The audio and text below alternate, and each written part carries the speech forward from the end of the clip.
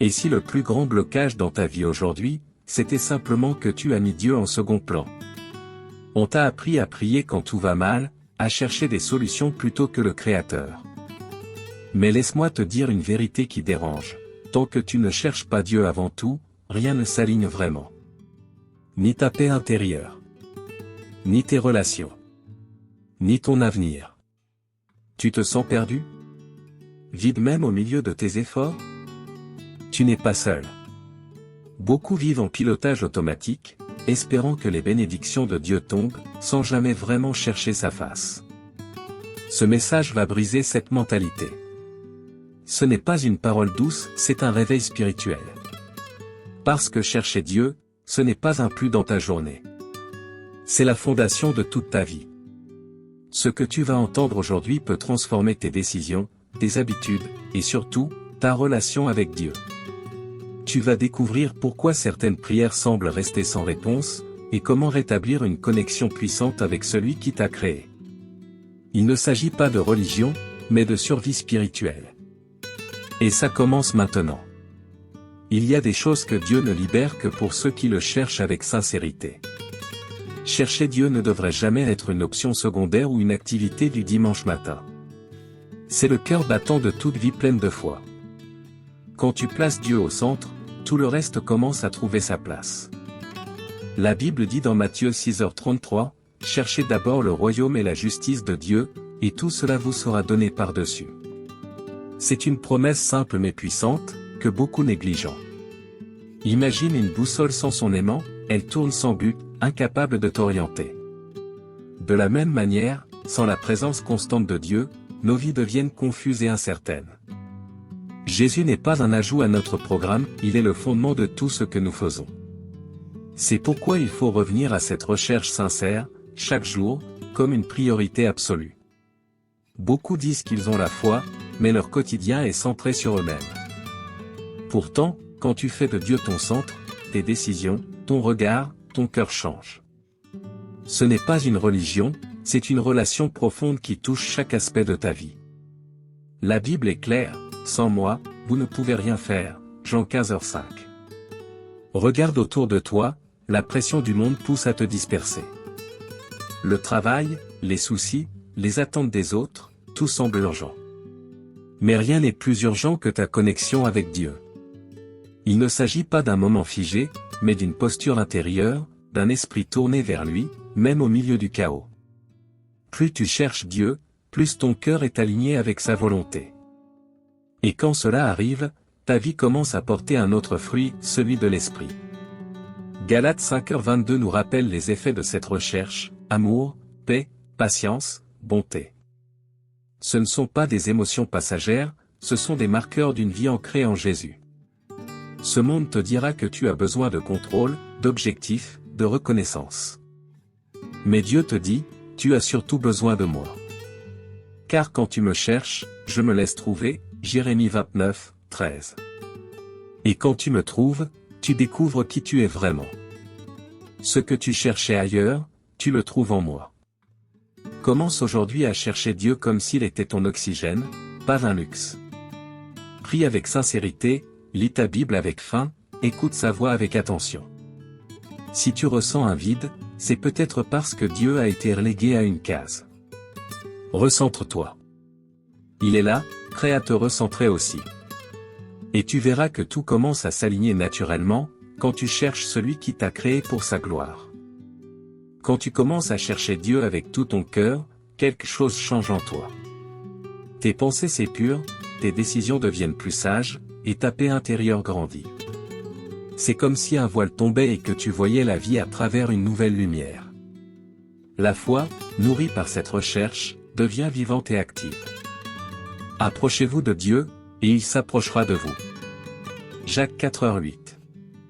La deuxième vérité, c'est que chercher Dieu brise la force des distractions. Ce monde est rempli de pièges brillants mais vides.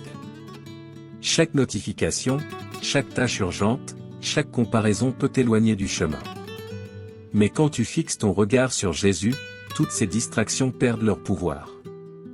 Comme Pierre marchant sur l'eau, Matthieu 14, 29-30, tu avances tant que tu ne regardes pas ailleurs.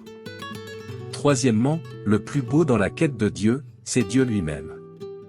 Ce ne sont pas les bénédictions, ni les portes ouvertes, ni les réponses aux prières. C'est sa présence. C'est ce regard que tu ressens dans la prière, cette paix inexplicable, cette voix douce qui dit « Je suis avec toi ».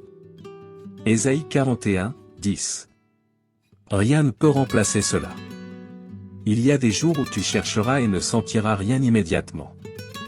Mais ce n'est pas le silence de l'absence, c'est le silence qui construit la foi. Dieu travaille même dans le cachet. Hébreux 11h6 affirme, Dieu est le rémunérateur de ceux qui le cherchent avec foi. Ta constance dans la recherche ouvre des portes invisibles. Il faut aussi comprendre que chercher Dieu, ce n'est pas fuir les réalités. C'est les confronter avec une force surnaturelle. C'est entrer dans la tempête avec Jésus dans la barque. Les problèmes ne disparaissent pas toujours, mais ta position change. Et ça change tout. Tu n'as pas besoin d'être parfait pour chercher Dieu. Tu as juste besoin d'être sincère. C'est dans la sincérité que Dieu agit avec puissance. Comme David qui a dit, « Mon âme a soif de toi », Psaume 63, 2. Dieu ne résiste pas à un cœur qui le désire vraiment. Alors voici ce que tu peux faire dès maintenant, ferme les écrans, calme ton esprit, et parle à Dieu comme à ton Père. Demande-lui, montre-moi ta vérité. Libère-moi des distractions. Et fais de ta présence ma plus grande joie. Quand tu fais ça régulièrement, jour après jour, tu deviens une personne transformée, marquée par la foi, guidée par la Bible, et connectée au cœur même de Jésus. Chercher Dieu n'est pas un événement ponctuel, mais une habitude sacrée. Ce n'est pas une case à cocher, c'est une posture de cœur. Chaque jour où tu te lèves avec l'intention de le rencontrer, tu invites le ciel dans ta routine. Le psaume 105, 4 nous dit, « Recherchez l'Éternel et sa force, cherchez constamment sa face ». Il y a dans ce verset un appel à la constance et à l'intimité. On ne peut pas vivre de souvenirs spirituels. Ce que tu as vécu hier ne suffit pas pour aujourd'hui. Dieu a quelque chose de nouveau à te révéler chaque matin. Comme la manne tombait chaque jour pour le peuple dans le désert, Exode 16, 4-5, ta foi a besoin d'un aliment frais, sa parole vivante. Sans cette recherche quotidienne, ton esprit se dessèche et ta foi s'endort. La Bible dit dans Lamentation 3h23 que les bontés de Dieu se renouvellent chaque matin. Cela veut dire que chaque jour porte un potentiel divin, mais seulement si tu viens puiser à la source. La recherche de Dieu, ce n'est pas une course, c'est une marche fidèle, parfois silencieuse, mais toujours puissante. C'est là que tu grandis. Chercher Dieu chaque jour, c'est aussi choisir l'intention plutôt que la distraction. C'est arrêter de courir après tout pour s'agenouiller devant celui qui est tout. C'est dire, aujourd'hui encore, Seigneur, je veux te mettre en premier. Et quand tu fais ça, tu verras comment le reste commence à se remettre à sa juste place. Hébreux 11h6 nous le rappelle, il faut que celui qui s'approche de Dieu croie que Dieu existe et qu'il récompense ceux qui le cherchent. Dieu ne répond pas à la routine, il répond à la foi vivante. Et cette foi naît d'un cœur qui cherche, même sans voir, même sans ressentir, mais qui croit. Tu verras que les plus grands changements dans ta vie ne viendront pas de grands événements, mais de petits moments répétés avec Dieu. C'est dans la constance que le miracle se cache. C'est dans la régularité que le caractère se forme, et que la foi devient mature. Il faut creuser chaque jour un peu plus profond dans sa parole. Commence demain matin d'une autre façon. Avant ton téléphone, choisis ta Bible. Avant de courir, fais silence. Répète cette phrase dans ton cœur, « Seigneur, aujourd'hui encore, je te cherche. » Et reste là quelques instants. C'est là, dans cette fidélité discrète, que Dieu fera naître en toi quelque chose de puissant, et tu ne voudras plus jamais retourner en arrière. Il suffit d'ouvrir la Bible pour voir que ceux qui ont cherché Dieu de tout leur cœur ont expérimenté des victoires surnaturelles. Le roi Josaphat en est un bel exemple. Face à une armée écrasante, il n'a pas paniqué, il a proclamé un jeûne et a cherché l'Éternel, 2 Chroniques 20h3. Résultat, Dieu a combattu pour lui. Ce n'est pas sa force, mais sa foi qui a fait la différence. Un autre exemple puissant, Moïse.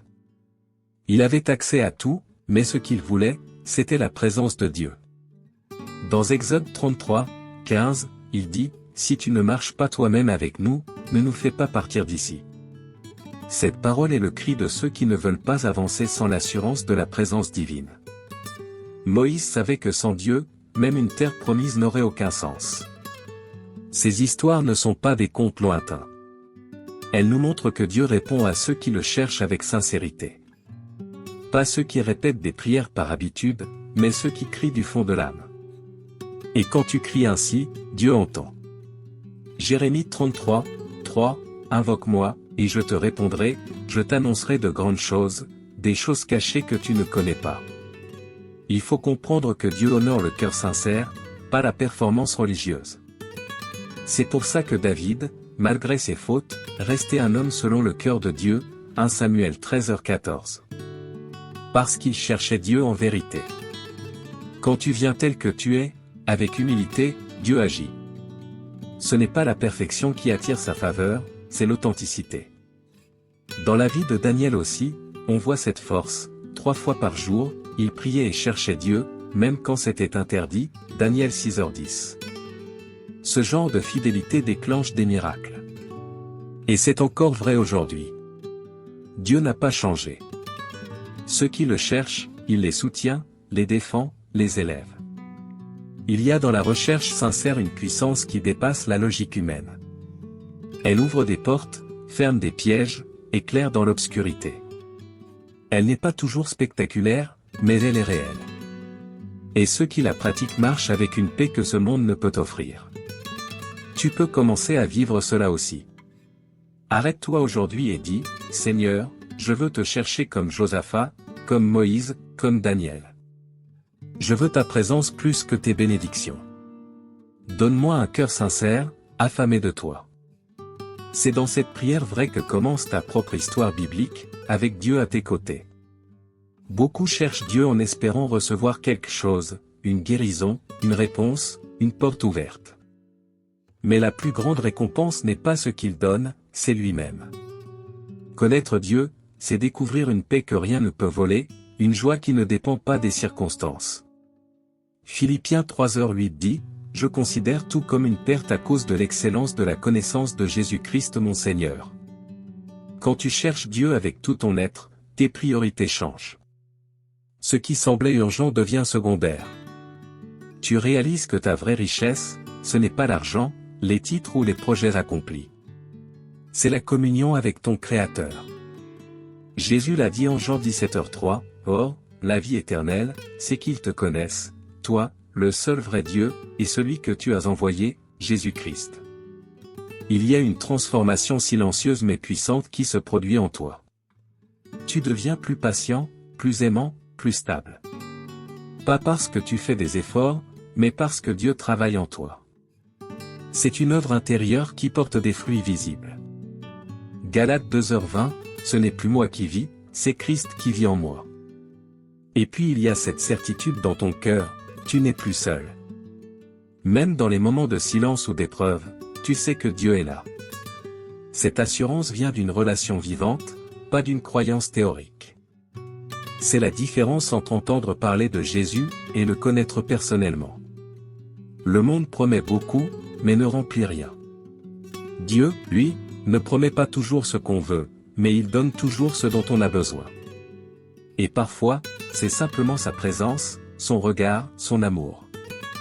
C'est ça, la vraie récompense, vivre avec Dieu, aujourd'hui, et pour l'éternité.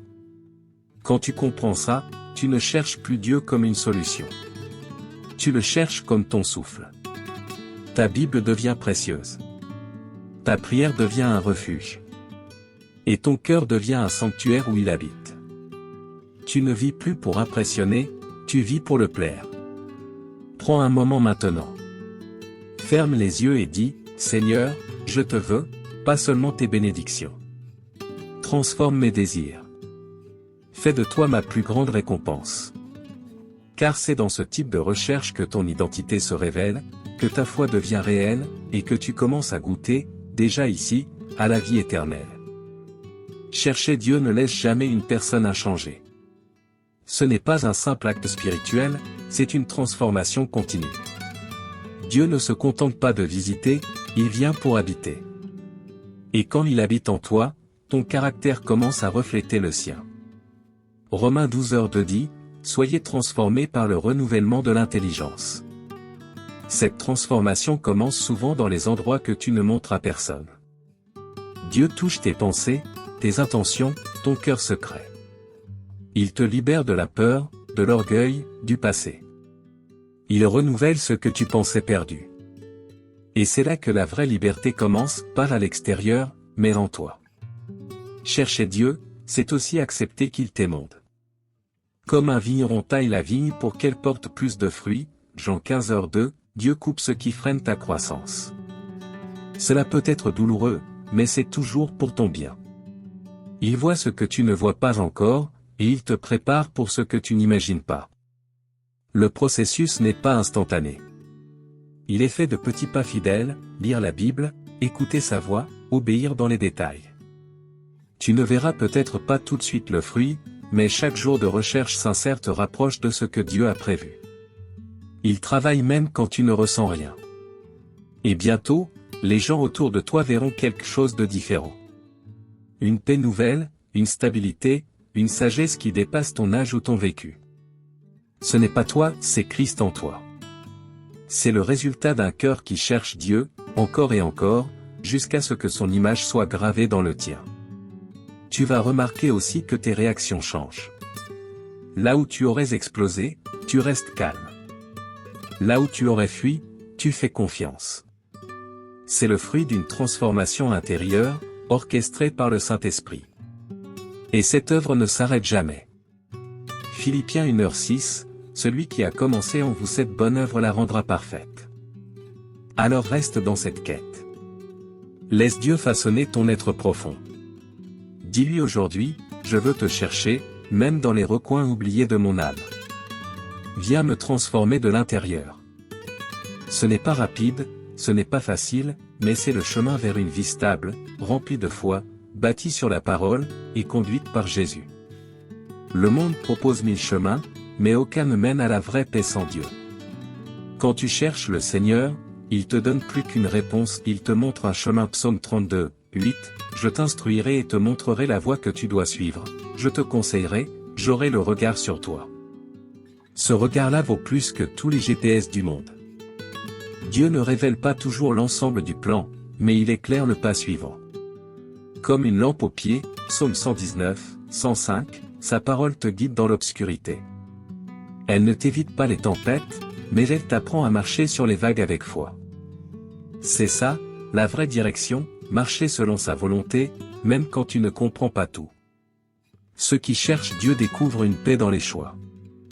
Même quand les circonstances sont floues, leur cœur est ferme. Pourquoi? Parce qu'ils ne décident pas selon les apparences, mais selon la voix de Dieu. Proverbe 3:5-6 nous le rappelle, confie-toi en l'Éternel de tout ton cœur, et il aplanira tes sentiers. Cette direction divine te protège aussi des pièges. Ce que tu ne vois pas, Dieu le voit. Ce que tu ne comprends pas, Dieu le gère. C'est pour ça que chercher sa face avant d'agir est vital. Combien de décisions douloureuses auraient été évitées si on avait pris un moment pour écouter Dieu? Il y a aussi des saisons d'attente, Dieu te dit, pas encore. Et ce n'est pas un refus, c'est un acte d'amour. Parce que son temps est parfait. Ecclésiaste 3:11 dit, il fait toutes choses belles en son temps. Chercher Dieu, c'est aussi lui faire confiance quand rien ne bouge, car il travaille dans le silence. Ta direction ne vient pas des circonstances, mais de la relation. Plus tu le connais, plus tu reconnais sa voix. Et plus tu reconnais sa voix, moins tu crains l'avenir. Jésus a dit, mes brebis entendent ma voix, elles me suivent. Jean 10:27, c'est la promesse d'un berger qui conduit avec tendresse et fermeté. Si tu es à la croisée des chemins aujourd'hui, ne te précipite pas, prends un moment, cherche Dieu, ouvre ta Bible, parle-lui sincèrement. Il n'ignore jamais ceux qui le consultent avec foi. Et dans ce dialogue naît une clarté surnaturelle, une paix intérieure, qui te prépare pour la suite. Tu as entendu des vérités profondes aujourd'hui. Maintenant, ne te contente pas de les admirer, vis-les. La présence de Dieu ne transforme pas seulement ton dimanche, elle réoriente toute ta vie.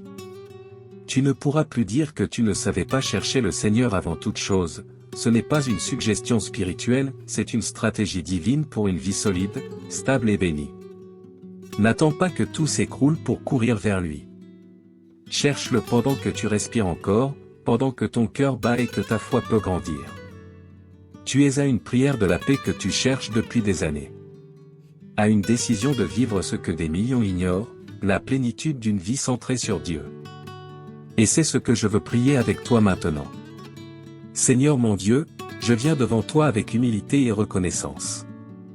Merci pour ta parole vivante, qui éclaire mon chemin et me montre l'essentiel, te chercher avant tout. Pardonne-moi d'avoir mis tant de choses à ta place. Je veux revenir à toi de tout mon cœur. Je veux que tu sois le centre de ma vie. Je te demande de me libérer des distractions qui m'éloignent de ta présence. Donne-moi la force de te choisir chaque matin, même quand c'est difficile. Que ma Bible ne prenne pas la poussière, mais qu'elle devienne ma nourriture quotidienne.